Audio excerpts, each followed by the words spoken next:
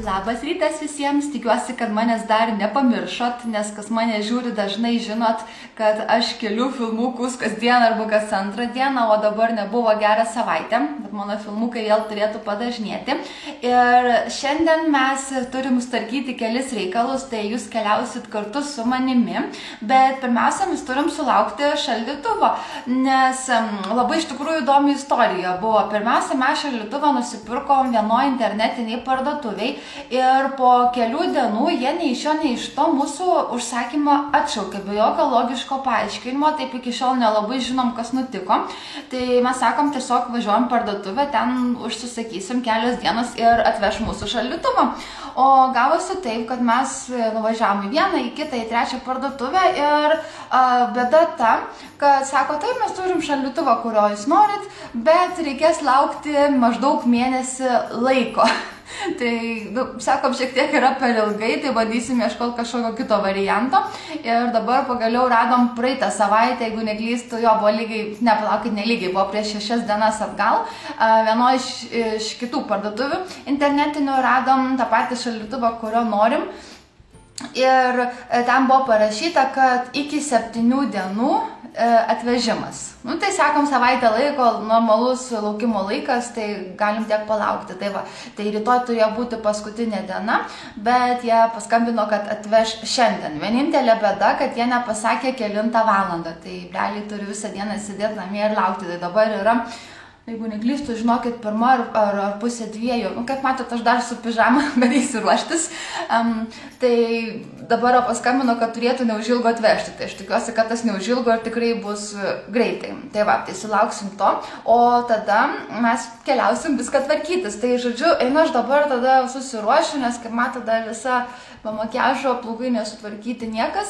Ir tada parodysiu, ką mes veiksime toliau. Na va, šiandien atrodo už tai taip ir kaip matote, esu su ilgom rankovėm marškinukais.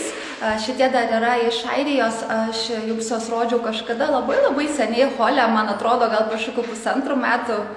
Ką prieš 2, dabar galvoju, netgi kiek laiko aš kuriu YouTube filmukus, man atrodo dabar va, kovo mėnesį yra jau 2 metai, tai šis marškinukus pirkau labai pradžioj, kada pradėjau kurti YouTube ir jie mano labai mylimi. Ir dėl ko esu ilgom rankom? Štai, kad lauke dabar yra +/- 25, bet žinokit, vakarai jau vėsesni, vakarai jau būna taip +18, +19, arčiau, žinokit, jaučiasi, kad vėsiau ir tikrai reikia kažko ilgom rankovėm, arba kartais netgi megstuko. Aš, pavyzdžiui, vakar užsidėjau savo tokią lengvą striukytę jau vakare, kai išėjom iš namų. Tai va, tai šiandien užsidėjau iš karto, kadangi mes išeisim jau pavakarę, tai žinokit, apsidrodžiu, kad paskui nesušalčiau. Ir vakar netgi mes važiavom specialiai pirkti šiltesnės kaldros, nes naktį šalta. Nu kaip šalta?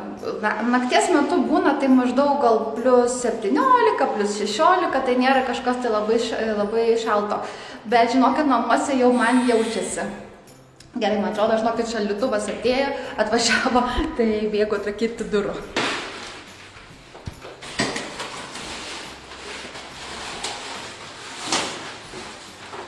Įsivaizduokit, nusipirkom per didelį šaldytuvą pro duris, noriu praleisti, va gal per tiek, tai dabar bando žmonės nuimti visus įpakavimus, viską ir tada tikėkimės, kad tilps į virtuvę.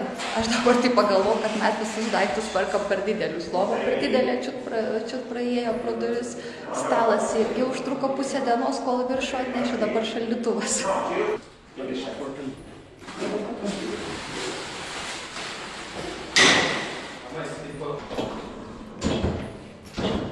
Padėte? Tai va, ir pagaliau mūsų šaldytuvas yra vietoje, aš jau greitai parodysiu. Kaip ir minėjau, yra labai didelis. Mes iš pat pradžių žiūrėjom tuos, nežinau, turbūt vadinasi, amerikietiško stiliaus šaldytuvai, kur su 2 durim, bet galiausiai nusprendėm įsigyti štai tokį ir yra firmos Brastemp, jeigu aš teisingai perskaitau, žodžiu, turi visus šitus dalykus. Kažkoks plaukas, žiūriu, prilipęs. Nu, žodžiu, reikia dabar šiek tiek pavalyti. Ir štai kaip atrodo viršuje. Nu, kaip matot, nieko tokio ypatingo, mes norėjom šaldytuvo, kad nebūtų čia visokių nereikalingų lentynėlių, nes dauguma šaldytuvų čia yra visokio, čia lentynėlė gėrimam, čia lentynėlė vaisiam, čia dar kažkam, nu, žodžiu, visiškai neprotingai išnaudota šaldytuvo, kaip ir vieta, žodžiu, visokių nesąmonių pridėta, tai va šitas turbūt buvo geriausiai išplanuotas, tai kaip matot, čia yra visos lentynėlės visur šonuose, nu, kaip ir sakiau, kaip ir daugumoje šaldytuvų, tik tiek, kad jų čia yra daugiau, kadangi šaldytuvas yra pakankamai didelis ir štai yra tokios 3 kaip ir pagrindinės didelės lentynos, ten yra mažesnė, nu ir čia visokiam vaisiam, daržovėm ir panašiai sudėta. Čia, kiek matau, jie parašė, kad turėtų būti daržovės, nu kaip turėtų būti, tiesiog jie surašė ir tiek. Tai va, kaip matot, čia visokie sūriai, mėsos ir panašiai, ten apačioje vaisiai, bet mūsų atveju ko gero bus atvirkščiai, ko gero čia bus daržovės, o čia bus vaisiai, kadangi ypatingai aš esu išprotėjus dėl vaisių ir čia valgau juos ištisai. Ir dabar apačioje yra šaldiklis. Štai šaldiklis irgi gan neblogai yra išplanuotas. Man labai patinka šita vieta, kadangi čia yra tiesiog tokia lentyna padaryta. Čia yra dėklas kaip ir gėrimams, pavyzdžiui, kaip ir iki skardinės gėrimų, bet jį gali išimti ir naudoti tiesiog kaip lentyną. Ir šita dalis yra labai super, kadangi čia yra vieta sudėti taurėms. Tarkim, tu nori kažkokį gėrimą gerti šaltą ir nori, kad jisai šaltas išliktų ilgai, tai tiesiog įdedi taurės, kurį laiką palaikai ir jos atšala. Ir čia yra štai tokie 2 stalčiai didesni, vienas šiek tiek, kaip matot, mažesnis. Ir čia yra, kiek aš suprantu, čia yra ledui. Čia irgi, bet nežinau, kas čia yra, abastis kedorų, nežinau kaip pasakyti, žodžiu, tai dar šitą reikės išsiaiškinti. Tai va, tai mūsų šaldytuvas yra štai toks ir katėm tai čia dabar didžiausias džiaugsmas, nes kažkoks naujas daiktas atsirado, dabar aplinkui vaikšto ir žiūri, kas čia vyksta, nes visą laiką kažką tai naujo parnešam į namus, ypatingai iš didesnių daiktų, tai jos paskui būna pusdienį aplinkui vaikšto, uostinėje, vakar buvo tas pats, nes vakar nusipirko visą komplektą naujos patalynės, ten kaldra, patalynės, užvalkalai, užtesalai ir taip toliau, tai jos vakar vaikščiojo visą vakarą, žiūrinėje, bando atsigult pamiegot, vaikšto vėl aplinkui uostinėje, nu, žodžiu, veiklos katės turi. Klausykit, perdėjau viską į didelį šaldytuvą ir žinokit, supratau, kad šiandien reikia važiuoti į parduotuvę pirkti maistą, nes pažiūrėkit, šaldytuvas praktiškai tuščias. Vienas kiaušiniai, keli jogurtai. Tarp kitko, šitas jogurtas Activia su slyvomis geriamas mano šiuo metu yra pats mėgstamiausias. Tai va, tai šiandien ko gero dar teks ir apsilankyti parduotuvėje. Tai va, ir dabar pamatėt, ką aš turiu savo šaldytuvę. Kada nors man reiktų padaryti tokį, nežinau, video ar atskirą ar vlogą, mano šaldytuvo turas, parodyti, kokį aš maistą valgau, ką jame turiu. Viską susitvarkėme ir dabar atvažiavome į netikrą Ikea. Aš jau vieną kartą rodžiau, šitą parduotuvę čia vadinasi Etna, bet iš esmės viskas visur yra kaip Ikea. Tai va, einam šiek tiek apsižiūrėsim daiktų namams.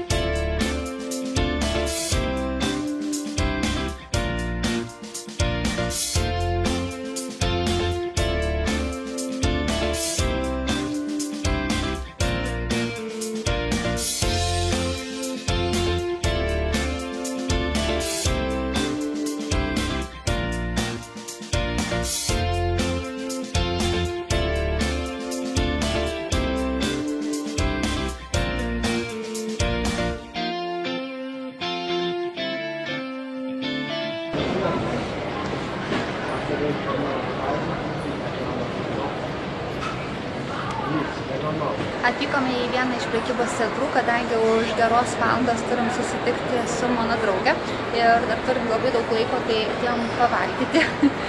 Valgysimės toj pusėje, bet čia norim dar pasiimti vadinamą potato breadą. Čia kaip turbūt būtų duona iš bulvių, bulkutė iš bulvių, kažkas tokio. Tai va, tai žodžiu pavalgysim ir bandysim šiek tiek prastumti tą laiką ir tada eisim susitikti. Šiandien valgau ypatingai nesveikai, kad matote, yra bulvytės fry ir čia yra krevetės virtos aliejuje ir geriu guaraná gėrimą. Nusipirkau šiandien savo mėgstamiausių saldainių Lindą. Pirmiausia, norėjau parodyti, kokia pakuotė faina. Dabar čia pas jos velykinės tokios pakuotės maišeliai. Tai va, kaip matote, čia su visokiausiais zuikučiais, jų legendiniai velykiniai zuikučiai, kurie būna kiekvienais metais. Ir čia štai priekyje galite matyti, kokie yra saldainiai. Tai visokiausių parinkau įvairiausių. Bet man patys skaniausi yra šitie balti savo balto šokolado. Sveiki dar kartą, taigi šiandien yra trečiadienis ir dar vieną dieną leisit kartu su manimi. Šiandien važiuojam tvarkytis kelis dokumentus, galbūt nėra tokios labai įdomios dienos, už tai aš sujungiu kelias, stengiuosi parodyti kažką, ką mes įdomesnio po visų reikalų tvarkymus veikiam. Tai aš tikiuosi, kad įdomu. Ir beje, turbūt daug kas komentuosit apie mano grifką, kad nusikirpau, tai žinokit, man turėjo būti šiek tiek ilgesnė, kadangi aš noriu ją pastaryti šiek tiek į šonus, kad būtų čia priekį nėra plaukų ir į šonus, bet truputį per trumpą nukirpo, tai tenka dabar panešioti kaip grifką.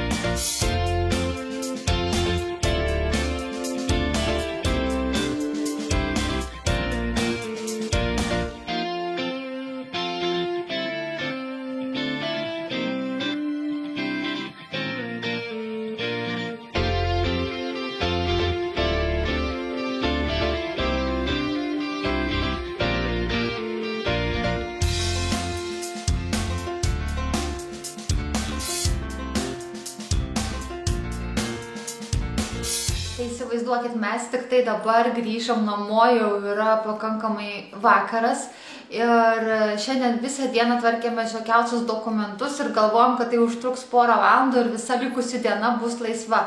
O realiai, kaip matot, užtrukom nuo ryto praktiškai iki vakaro, nes čia nežinau, valstybinės institucijos, tai visur sistema yra labai iš tikrųjų keista, niekas nieko nežino, vieni pas vienus siuntinėja, kiti pas kitus, kiti pas trečius, tai žodžiu taip ir praleidė bereikalingai savo laiką, bet bent jau galų gale viską susitvarkėm, tai dabar rami galva, tai žodžiu galbūt nebuvo tokia labai įdomi diena, bet už tai dabar ramu. Ir dar ką norėjau pasakyti, kaip matėte prieš tai, šiek tiek filmavau metro, traukinį, kaip atrodo stotis ir viskas. Tai iš tikrųjų čia būna labai retas atvejis, dabar man atrodo mes metro važiavom, jeigu neklystu, tik tai 3. kartą, bet kol mes esame Brazilijai.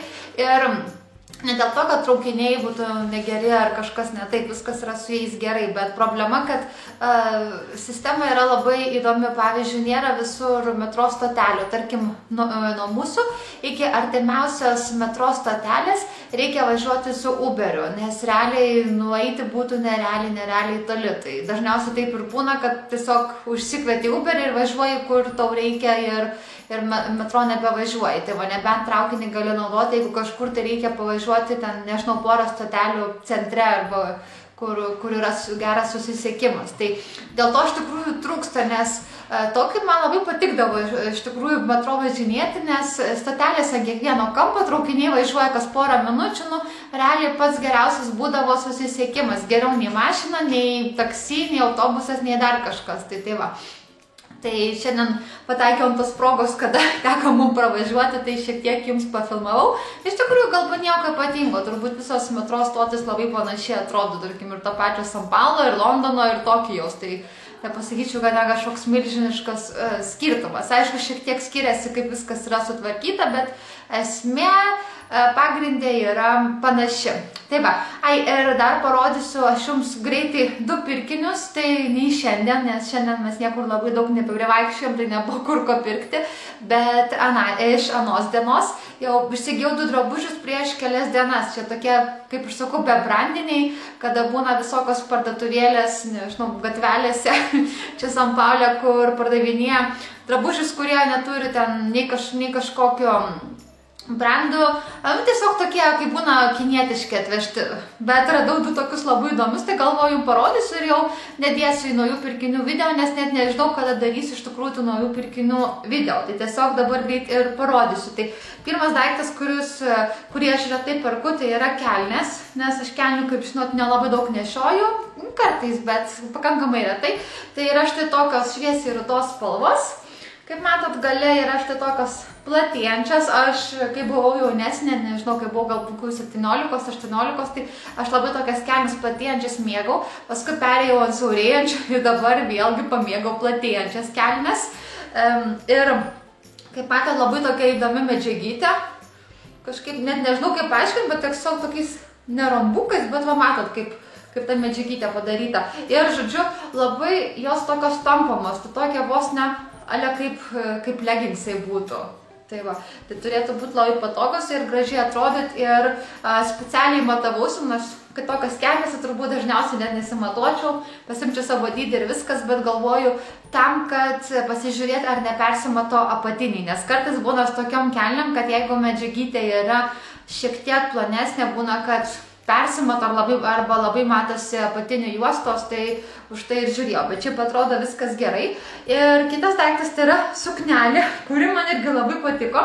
Tai yra štai tokia žalia, labai iš tikrųjų įdomi medžiaga, kaip mato, tokia ale zomšinė, bet tai nėra zomšinė, jinai pakankamai plona, bet vat kaip atrodo. Tokia ale mini suknelė, čia tokios padarytas kaip knopkutės, bet jos neužsisega, tiesiog tokia ale kaip dekoracija, 3/4 rankovės ir nugara štai tokia. Tai kaip sakiau, nieko tokio ypatingo, bet man atrodo su kokiais raudonais batukais visai turėtų gražiai atrodyti. Tai va, mane tai turbūt labiausiai patraukė medžiagytė. Ir kažkaip spalva tokia, nežinau, pastaruoju metu mane taip šiek tiek žalios traukia, ne tokios kaip būna šviesiai, bet vat, būtent tokios tamsesnės. Kažkaip vat, man labai gražu ir aš taip pagalvoju, jeigu turėčiau jeigu mano plaukai būtų tokie raudoni, link oranžinės spalvos, tai tokios suknelės turbūt iš vis fantastiškai atrodo. Bet, kaip žinot, su plaukais nieko nedarysiu, nekaitaliosiu jokių spalvų, turbūt ilgą laiką. Tai va, tai mano tokie 2 pirkiniai iš anos dienos.